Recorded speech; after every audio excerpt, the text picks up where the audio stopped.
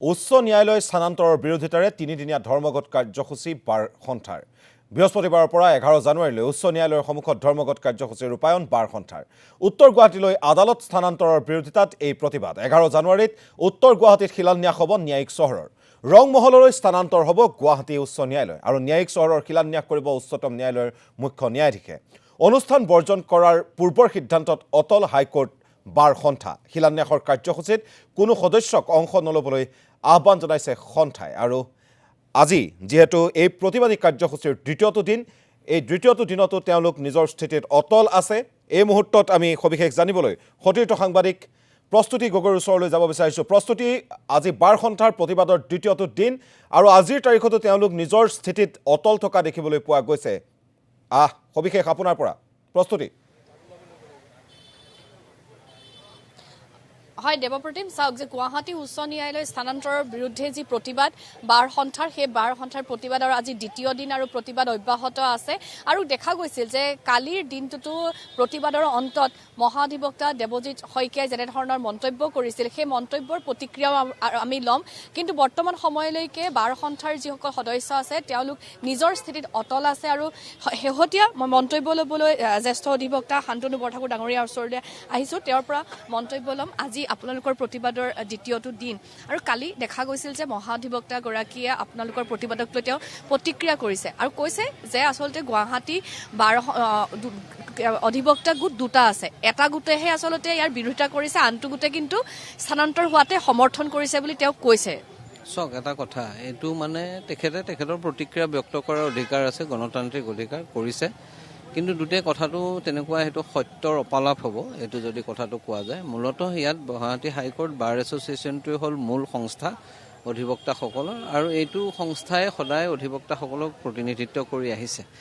এটা সংস্থা আছে এডভোকেট এছ'চিয়েশ্যন বুলি ইতিমধ্যে আমাৰ সভাপতি মহোদয়ে এই সম্পৰ্কত নিজৰ ক্লাৰিফিকেশ্যন দিছে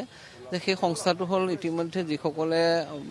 ৰিটায়াৰ্ড কৰি আহি ইয়াতে প্ৰেক্টিচ কৰিবলৈ লয় তেনেকুৱা কিছু সংখ্যক মানুহ গোট খায় তেনেকুৱা এটা সংস্থা কৰিছে কাৰণ আমাৰ সংস্থাত এডমিশ্যনৰ ক্ষেত্ৰত এটা বাৰ আছে যে 45 বছৰৰ ঊৰ্ধত মানুহে ইয়াৰ অন্তৰ্ভুক্ত হ'ব নোৱাৰে সেইটোৰ কাৰণে তেওঁলোকে কৰে আৰু তেনেকুৱা সেইসকলক লৈ পেলাই এটা সংস্থা আছে সেই সংস্থাটোৱে যদি তেওঁলোকে সমৰ্থন কৰিছেও সেই সম্পৰ্কে আমি জ্ঞাত নহয় কিন্তু আজি কিছু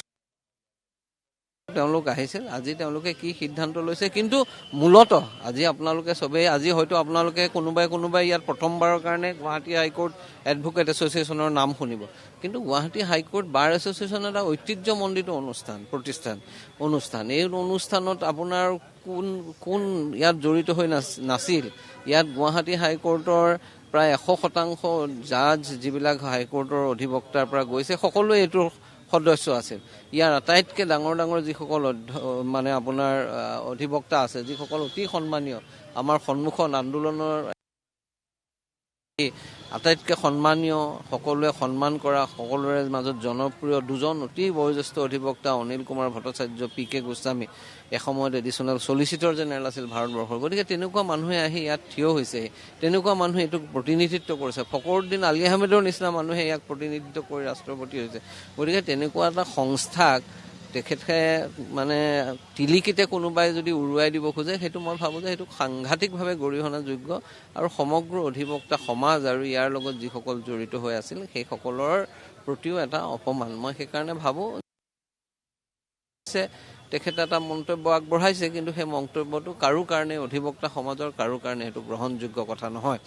আৰু এটা কথা মই কওঁ যে এইটো কথা বাৰম্বাৰ কৈ থকা হয় যে কেইজনমান মাত্ৰ অধিবক্তাই আন্দোলনটোৰ লগত জড়িত হৈ আছে সেইটো এইকাৰণে সঠিক নহয় যে এইটো বাৰে বাৰে কৈ থকাৰ কাৰণে আমি এটা ৰেফাৰেণ্ডাম পাতিলোঁ আৰু ৰেফাৰেণ্ডামত প্ৰায় 1400 অধিবক্তাই আপোনাৰ অংশগ্ৰহণ কৰিলে অংশগ্ৰহণ কৰাৰ পিছত তাৰ ভিতৰত কেৱল মাত্ৰ 154 জনে ইয়াৰ স্থানান্তৰৰ সপক্ষে ভোট দিলে চিক্ৰেট বেলটত অংশগ্ৰহণ কৰিলে আৰু আপোনালোকে তাতকৈ ডাঙৰ কথাটো চাব যে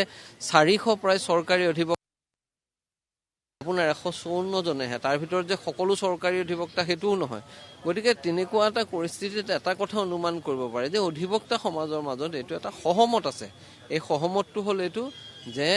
এই স্থানান্তৰকৰণৰ যিটো প্ৰক্ৰিয়া এই প্ৰক্ৰিয়াটো ৰাজহুৱা স্বাৰ্থ বিৰোধী এটা কথা, অধিবক্তাৰ স্বাৰ্থ বিৰোধী কথা, এইটো লিটিগেণ্টৰ স্বাৰ্থ বিৰোধী কথা, এইটো